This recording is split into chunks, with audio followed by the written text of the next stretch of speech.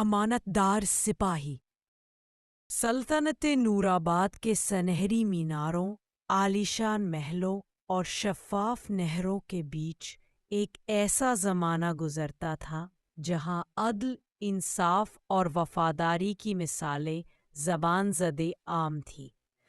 بادشاہ سلطان فہد نہایت نیک، علم دوست اور انصاف پسند حکمران تھا، مگر وقت کے ساتھ اسے یہ احساس ہونے لگا کہ دولت، تلوار اور فتوحات سب کچھ ہونے کے باوجود اگر رعایا کے دلوں میں امانت داری ختم ہو جائے تو سلطنت برباد ہو جاتی ہے۔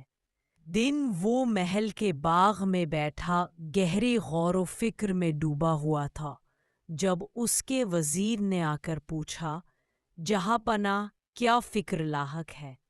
سلطان نے آسمان کی طرف دیکھا اور بولا، میں چاہتا ہوں کہ جان سکوں میرے سپاہیوں میں کون ایسا ہے جو امانت کو دل کی گہرائیوں سے سمجھتا ہو، کیونکہ سلطنت کی حفاظت تلوار سے نہیں بلکہ دیانت سے ہوتی ہے۔ چنانچہ اگلی صبح دربار میں اعلان ہوا کہ تمام سپاہیوں کو بلایا جائے۔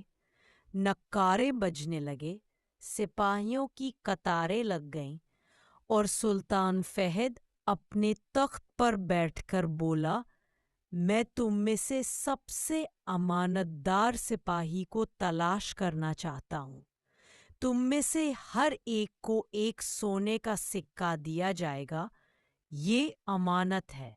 1 سال بعد تمہیں یہ سکہ واپس کرنا ہوگا۔ دیکھنا چاہتا ہوں تم میں سے کون اسے صحیح طرح لوٹاتا ہے۔ حکم جاری ہوا، سب سپاہیوں نے سکہ لیا اور دربار سے باہر نکلے۔ کچھ کے چہروں پر غرور، کچھ کے چہروں پر حیرانی اور کچھ کے دلوں میں لالچ جاگ اٹھا۔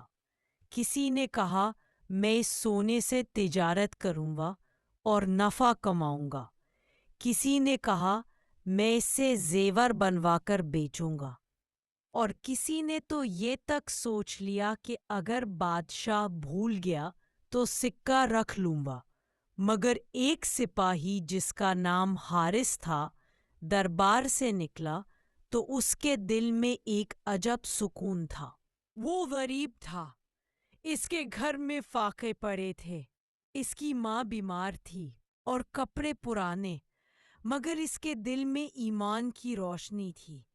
اس نے سکہ ہاتھ میں لیا، چمکتا ہوا سونا سورج کی روشنی میں جگمگا رہا تھا، مگر اس کے دل میں آواز آئی، یہ تمہاری امانت نہیں، بادشاہ کی ہے، اور امانت کا حق ادا کرنا ایمان کی سب سے بڑی نشانی ہے۔ رات گزری، دن گزرے، موسم بدلے۔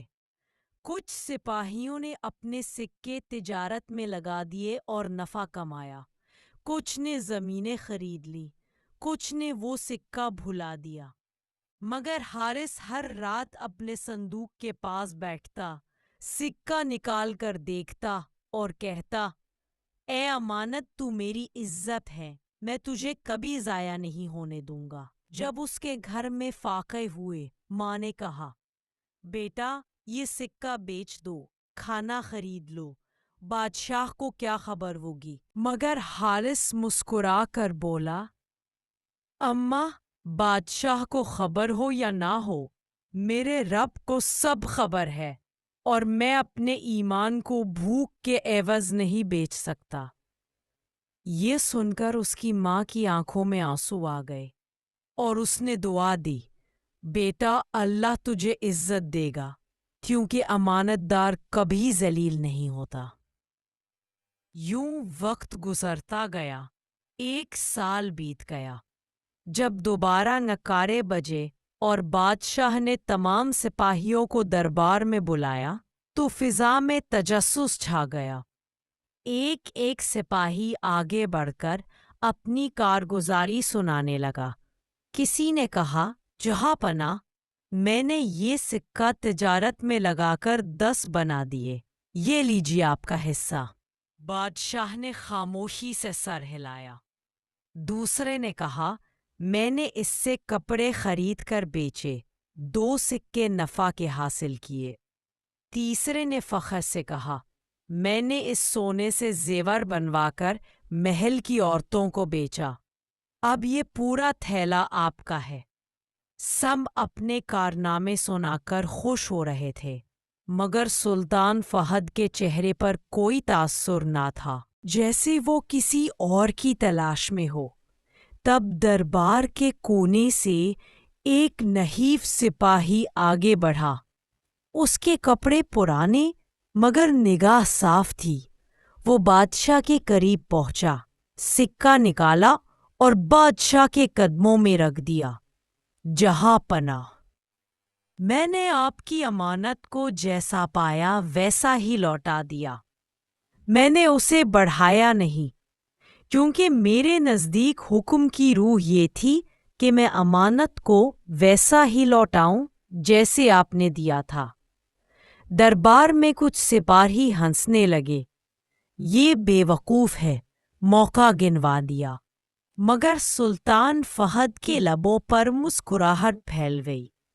اس نے اپنے تخت سے اتر کر حارث کے کندھے پر ہاتھ رکھا اور بلند آواز میں کہا، یہ ہے وہ سپاہی جسے میں تلاش کر رہا تھا۔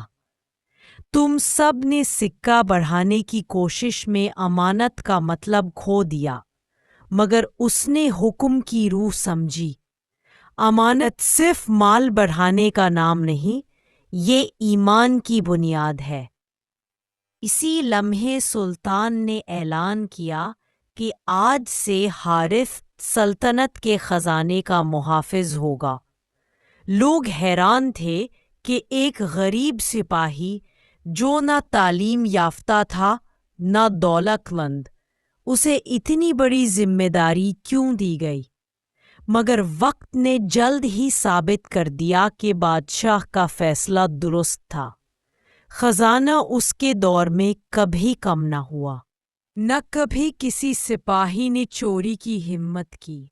اس کی نگرانی میں پورا محل ایمانداری کی خوشبو سے بھر گیا۔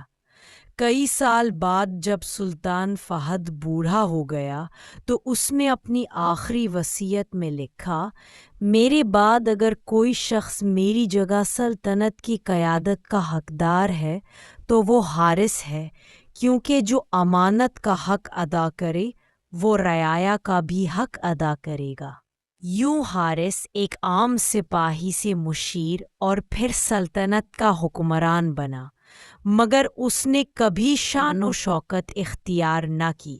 وہ آج بھی دربار میں زمین پر مہکتا، عوام کے مسائل خود سنتا اور اکثر کہا کرتا، امانت وہ چراغ ہے جو دل میں جل جائے تو ساری دنیا کو روشن کر دیتا ہے، اور اگر وہ بجھ جائے تو سلطنت بھی اندھیروں میں ڈوب جاتی ہے۔ جب وہ دنیا سے رخصت ہوا تو پورا شہر سوگوار تھا، اور اس کی قبر پر آج بھی لکھا ہے، یہ وہ امانت دار سپاہی ہے جس نے اپنے بادشاہ، اپنی سلطنت اور اپنے رب کی امانت کو کبھی نہ توڑا۔ لوگ آج بھی بچوں کو اس کی کہانی سناتے ہیں تاکہ آنے والی نسلیں جان سکیں کہ امانت داری دولت سے نہیں، ایمان سے پیدا ہوتی ہے، اور جو اپنی امانت میں سچا ہو اس کا نام وقت کی کتاب سے کبھی مٹایا نہیں جا سکتا۔